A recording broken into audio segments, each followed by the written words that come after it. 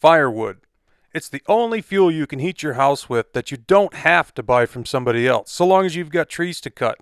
With fall right around the corner, it's time that I take care of a project I've been meaning to do for years. Build a woodshed at our cabin in Alaska. So come along with me as we tackle this job with just a few simple tools. An off-grid cabin woodshed start to finish. My name's Dave Whipple and you're watching Bush Radical.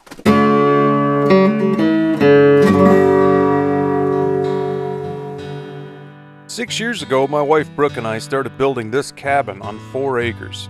And this whole property has been an ongoing project. But the one thing this place still needs is a woodshed. So today we're going to take advantage of the good weather and get started. Now I know what I want, and I know where I want it to go. I would like an area flattened out where I could back a truck right up to the woodshed to unload wood. And this is the spot. But other than that, that's about as far as I've thought out a plan. Now what I have in mind is about a 10-foot by 10-foot structure. We're on a really steep hillside, so I'm going to have to cut into the bank using pickaxes and rakes and shovels, and this ground is full of boulders. There's also a couple good-sized trees right here where I want to put the shed. And although I'm going to need to cut one of them down, I'd like to avoid pulling any stumps if I can help it, just because it's going to be difficult to get them out. So I'm kind of wedging this building in between 2 existing trees. Right off the bat, I'm learning that the hardest part of this job is going to be digging post holes. This ground is nothing but rock, and bedrock is right down there, a couple feet.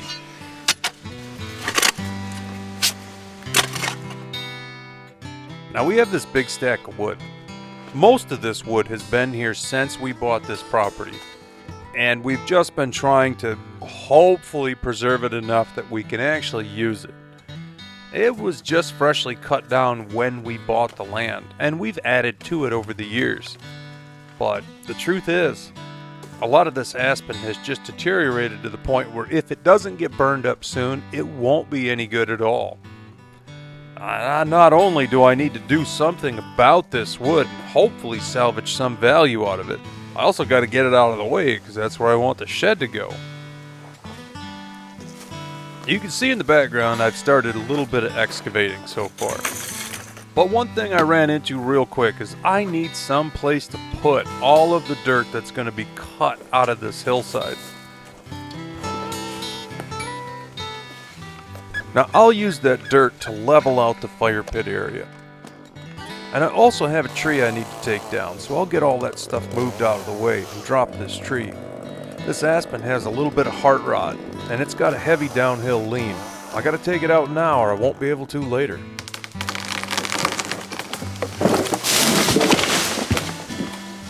Perfect. Perfect. I don't suppose there's a better place at all than fell a tree than right next to a woodshed. We'll get this thing cut up, moved out of the way, and then once the shed's done, we'll just cut it up, put it in there.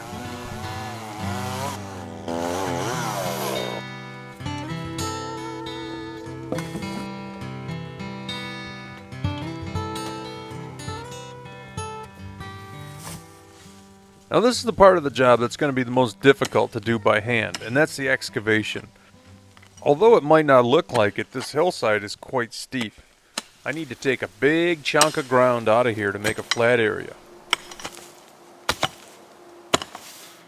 I know what some of you guys are thinking. I do all this by hand. I just get a small piece of equipment in here, a little excavator, a little backhoe, just dial this in real quick. Well, number one, I've got the tools right here to just do the job all by hand. Number two, I really like to do a job to where when it's done, it looks like it's always been there. I don't want to tear the area up. Number three, I could use the exercise. Number four, I don't know that I could find somebody with a piece of equipment willing to come up this hill and do this little job, because it's not much of a job, and I'm a long ways out of town, and it's the middle of summer in Fairbanks, Alaska, so everybody's busy. So, you know, I just started working on her. I'd like to get all the duff off the top, the roots and the twigs and the leaves and the organic material, so that once I do get this all excavated out, all I've got is a good solid mineral base. Silt and rocks and gravel and just nothing organic.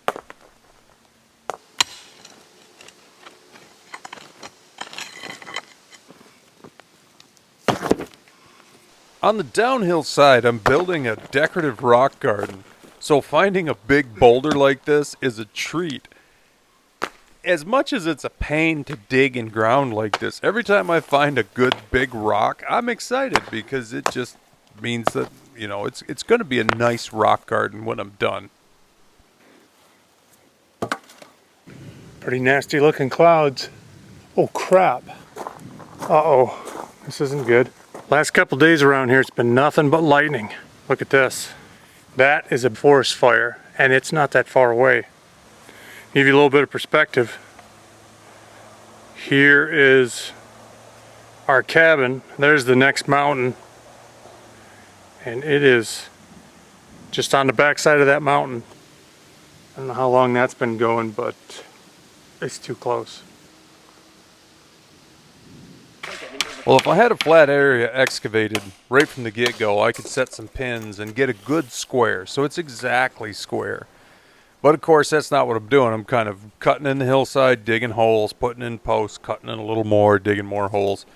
So I'm going to try to just square this up the best I can with the old 3, 4, 5 method. I'm going to use a couple little chunks of wood and some stakes just to kind of get me in the ballpark of where that third post needs to go. Unfortunately, that third post needs to go right about where this stump is. So I'm going to have to get this one stump out of here solid. at the very least. Hopefully I don't have to pull the other 2 stumps, but this one has to go.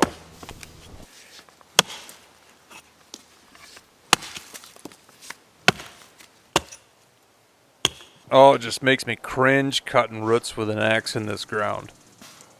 The ground is just full of rocks and silt. That's all it is.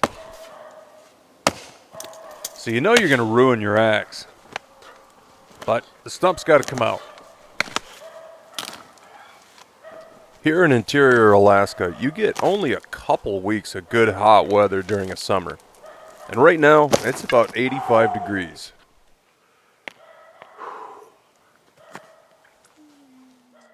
That third post hole is right down by bedrock. So let's run a pan of dirt and see if we got any gold. Now, I've been panning for gold occasionally since 1998, the first summer I spent in Fairbanks, Alaska. But all the gold that I found, if you had it all in one spot and you accidentally got it in your eye, it would bother your eye, but it wouldn't buy anything. But it never hurts to check.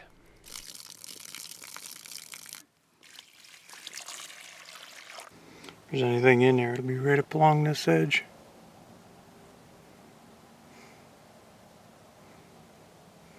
Yeah, there's one little spot right here that's stuck behind. I don't know if that's a little bit of color, but that's the only hope. So the moral of the story, you'd starve on the side of this mountain trying to be a gold miner. Once again, not finding anything for gold, I might as well get back to building. I'm going to set this third post and hope that it's right about in the right spot. 20 years ago, I was a cement contractor here in Fairbanks, Alaska, and I was a stickler for square. My flat work and foundations, I would get them as close to perfect as possible. If anything was even a fraction of an inch off, I'd make sure it was corrected so it was square. But this project is so ad hoc and abnormal, it's just going to be close to square. And you know what? I'm okay with that. The other day I loaned out my level, so I know that this one is straight. So all I'm going to do is I'm just going to make sure that this back post is true with the front. As I keep digging this area out, I keep finding good big rocks for my rock garden, and that's wonderful. But the dirt that's coming out of here, well, it's been a blessing too. I've really needed to level out this fire pit area. So I'm finding something useful to do with everything that's coming out of this hole. It's really a win-win. All the dirt that's come out of the excavation, minus the rocks, is just about perfect. It's about the perfect amount to get this fire pit area nice and flat.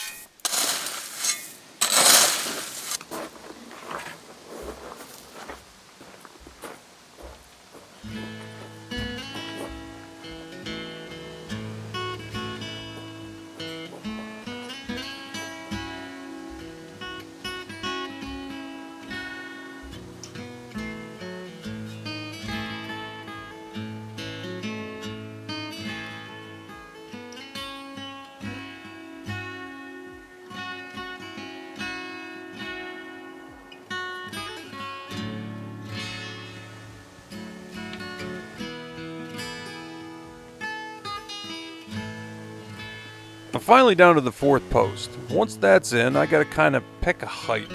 That looks about right. Somewhere in there.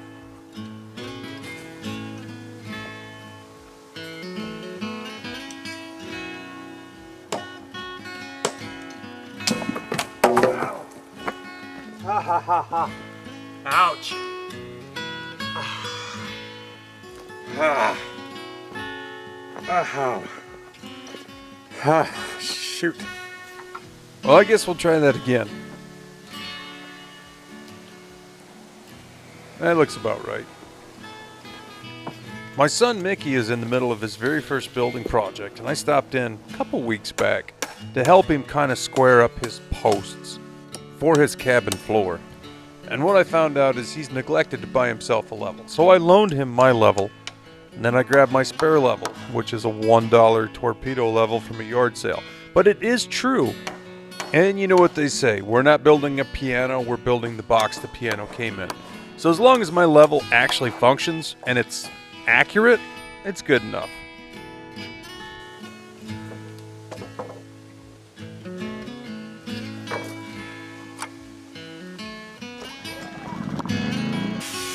Now, I'm not going to special order my roof metal. I'm just going to buy pre-cut 12-foot roof metal. So I need to make my rafters 4 inches shorter than 12 feet, so I can have a 2-inch overhang on each end.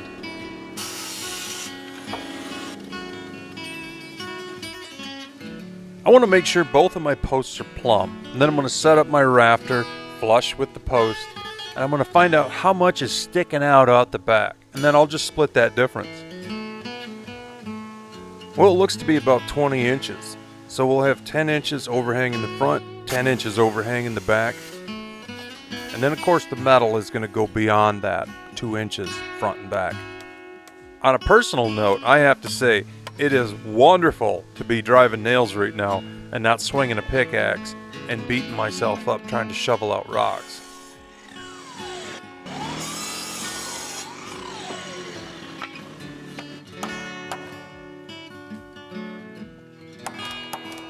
As difficult as the digging's been so far, it is kind of reassuring to think what you can do with just hand tools.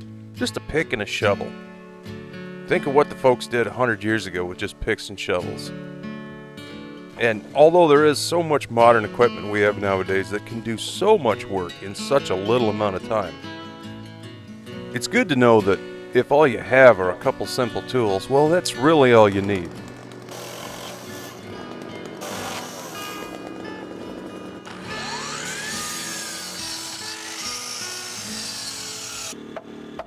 I have to say I've been looking forward to this part. Putting in these 45-degree braces really kind of fleshes out what this woodshed is going to look like, and it's just nice. Not only are the braces functional, but you know, it kind of gives it that timber frame-ish look, and that's nice. And I don't think I got to tell you how happy I am to find this big rock. Speaking of rocks, I'm still digging.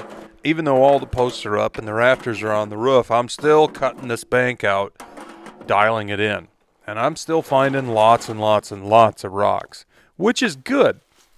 You know, having a side project like this rock garden gives me a reason not to be angry when I'm digging out these great big giant rocks.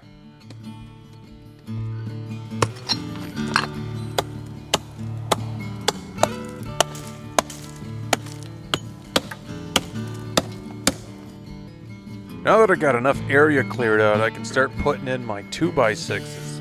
I feel like I've turned a corner. Even though I do still have a little bit of dirt work left to do, 99% of it's done. And that's what matters, being done with the dirt work. Not only is the dirt work almost done, but it looks like they got the forest fire put out too, because I don't see any more smoke. So it's one good thing after another.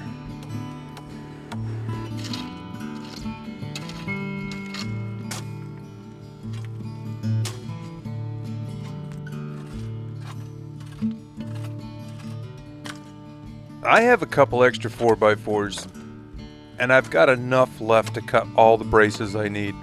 So I think I'll put one more post here in the back. even though I don't want to dig another hole, for obvious reasons.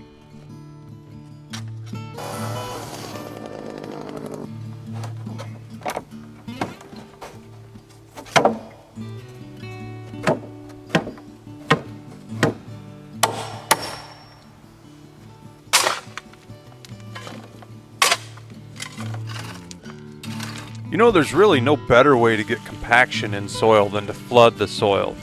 And with so much rock being in this ground, I don't see any other way to get the compaction good other than to flood these holes.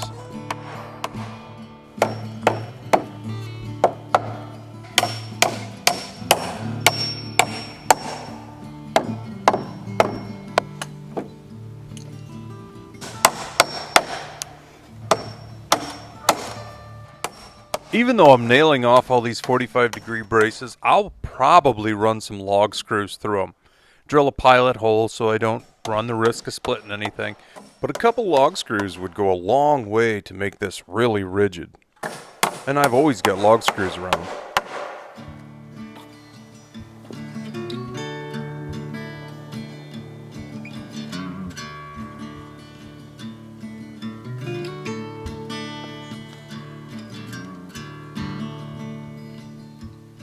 I think everything's coming along pretty well.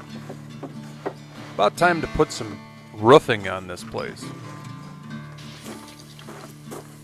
Now I'm going to let you guys in on a little secret.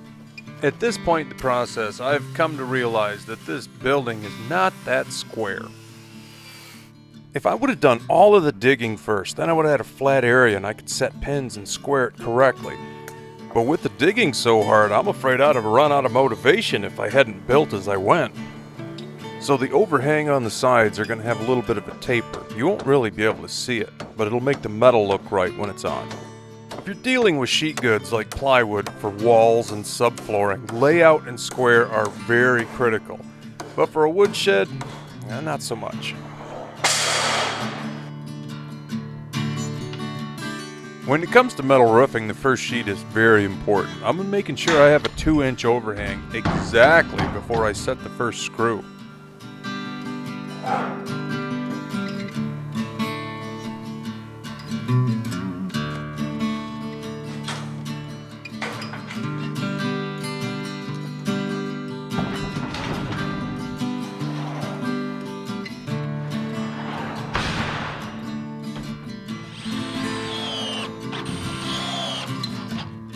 Back when I built my first cabin, I wanted to shingle it because I understood shingles. And a guy I was working with said, "Nah, you don't want to shingle it, you want to metal roof it."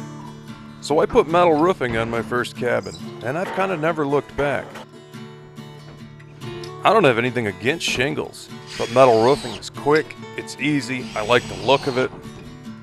And there's always the benefit of what it sounds like when it rains on a metal roof. Rain on a tin roof is a wonderful thing.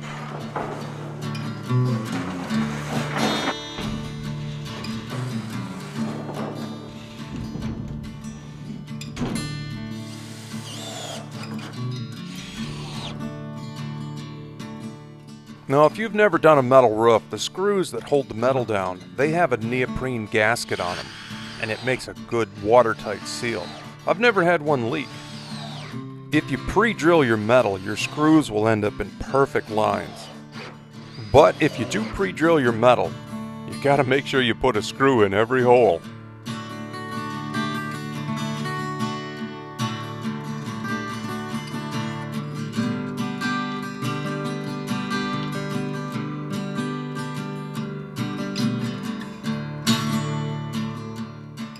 That looks pretty good.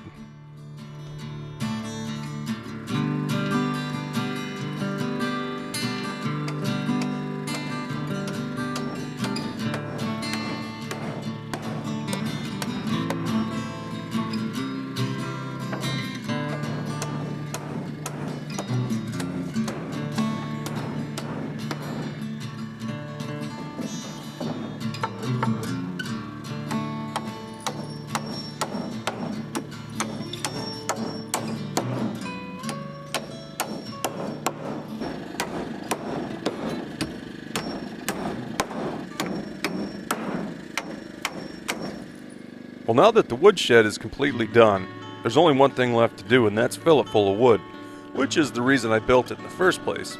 But I gotta say, now that I have it up, it's half tempting just to put a picnic table inside of it and use it as a pavilion.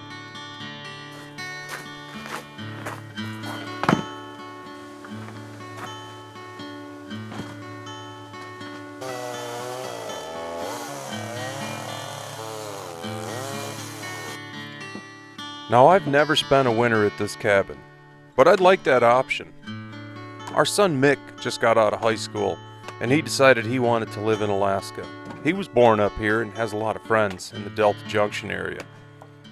So I'd like to get things set up so Brooke and I can come up here and visit any time of the year.